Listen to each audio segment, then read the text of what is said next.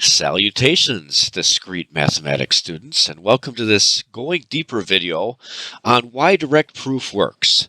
Now, to be true, this is something that is also on a additional resource on our Canvas page, Solow's How to Read and Do Proofs.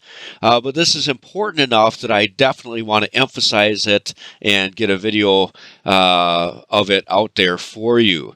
Not quite important enough that we're going to be able to take class time to do it, but that's only because we have so little time in our class. Okay, so why does direct proof work? Let's look at the background for that. So recall this standard mathematical situation, the standard type of statements that we see in mathematics. As we have said, essentially all math statements are universally quantified. And there's a caveat to that, though, in that they are universally quantified overall. But then within that universal quantifier, the predicate is a conditional implication, and both the antecedent and consequence of that are predicates as well. As mentioned, very rarely in mathematics is anything just kind of universally true. It just always works no matter what. There are usually conditions that we have to put in there in order to be able to get some conclusion, make some conclusion out of that. So the form of something like that would be in symbolic form for all n in D is our domain here, comma, P of n implies Q of n. So most statements in mathematics, big picture, will have that form. Here are some examples of that.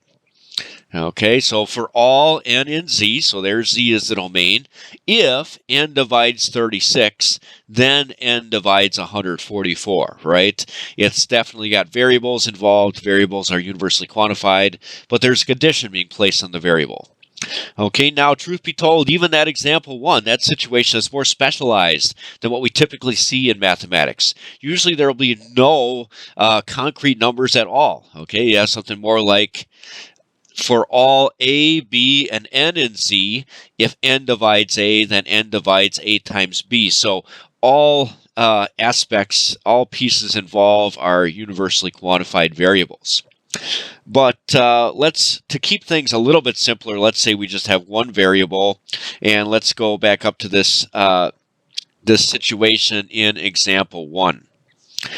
Okay, so let's suppose, well, actually, let me first mention, okay, what happened when we were doing just propositional logic, and we were trying to determine whether a conditional implication was true or false.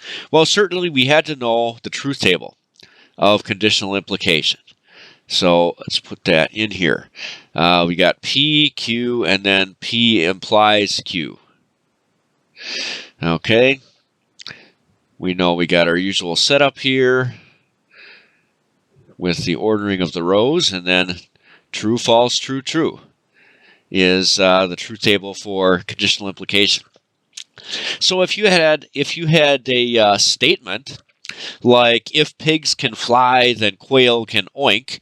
Okay, the antecedent consequence there are statements. You just figure out what their truth values are, and then you see what row of the truth table you're in. Let's see. If pigs can fly. I know that's false.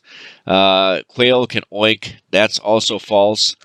So I am in row 4 of the truth table, and I see that, yeah, my conditional implication there is true. Okay, but now what about the situation where our components are not statements, but predicates? Whoa, so bigger. Okay.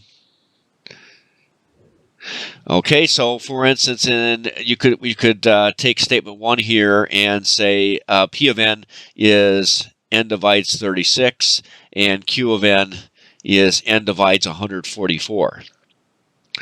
Okay, we run into a conundrum in this situation because in this case, not only so we don't know whether P of n is true or false. Okay, you got some integer n, you don't know if it's going to divide 36 or not. We don't know if q of n is true or false. Again, it's going to depend on what n is. Okay, so we don't know what the truth values of p of n and q of n are. You could say they don't even have truth values, at least until you knew a specific n.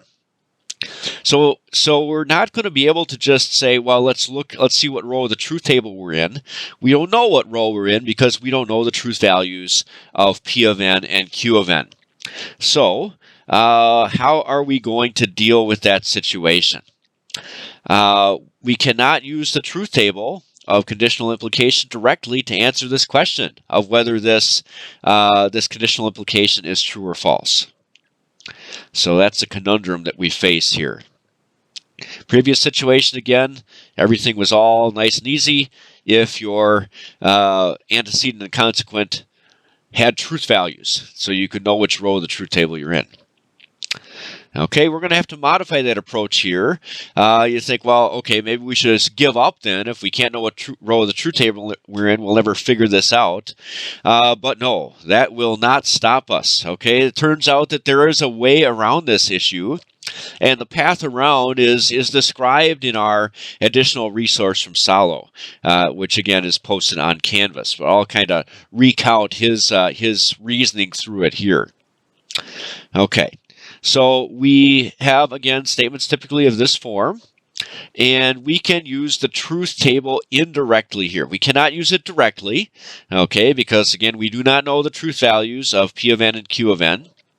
But we can get around this by thinking about it a little bit indirectly, a little bit sneakily. Okay, so let's still use that truth table to show that p of n implies q of n is true. Well, let's think about the possibilities. Okay, even though we don't know the truth values of p of n and q of n, there's only a couple possibilities, right? They could be true, they could be false. Let's see. Okay, so let's first suppose that p of n is false. Well, if we think about our truth table, and let me just do p and q for this, if I can.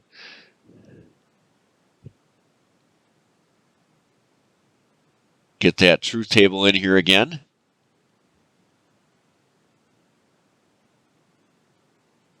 Okay. If p of n is false, well, we know that a conditional implication with a false antecedent, we'd be in rows 3 or 4 here, that conditional implication is automatically going to be true. Okay, anything with a false antecedent, any condition with a false antecedent is true. So we got that case covered. Okay, that's already set. What we really need to focus on is the case where p of n is true. Now, p of n being true, that means that we're going to be in rows 1 or 2. We're going to be in either row 1 or row 2 of that truth table. Okay, now the conditional would be false if we were in row 2. If we can make sure that we are not in row 2, but that we are in row 1, then all is going to be good, right? We're going to avoid that situation where the conditional implication is false. So we need to make sure that the first row of the truth table is the one that applies. And the way we can do that is we can demonstrate that p being true means q has to be true as well. Okay, so as long as we can establish the truth of q of n follows from the truth of p of n, we will avoid that nasty row 2. We'll make sure that we are in row 1, and all is good. We'll know that p of n implies q of n has to be true. Okay, another way of thinking about this is we're avoiding row 2 of the truth table. So that's what we want to make sure that we do. We avoid that row 2. Okay, and this idea here of we establish that the truth of q of n follows from the truth of p of n, that is exactly what direct proof involves. That is what we are doing in a direct proof. And if we can do that, we will know that that conditional implication indeed is universally true, because it can never end up in row 2.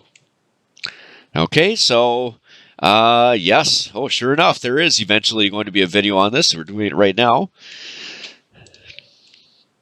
Okay, so the summary here in what we have what we have kind of concluded here or determined about proving a conditional implication with predicates in it is that we have to do two things. Okay, first is we assume that the antecedent P of x is true. When we do that, that's called a hypothesis. And then we use that assumption to reach the consequent. That's called deducing the consequent, Q of x. And when we get to the consequent, that's called a conclusion. And if you do those two things, you have proved that conditional implication. Okay, the universally quantified version of it even. And when we do that, that is exactly what is called direct proof. And so this is why direct proof works. And again, this is not just a curiosity. It's not just kind of a, run-of-the-mill proof method that we picked off the street here. It's a fundamental proof method in the sense that it's one of our three basic methods of proof, but even more so. As we look at more advanced proof methods, we'll find that they basically all involve direct proof. You could even say that they are based on direct proof. Direct proof is kind of the cornerstone of everything, and so it's definitely worth thinking about and understanding why direct proof works. And there you have it. Okay. Hope that was enlightening, and we'll see you again soon.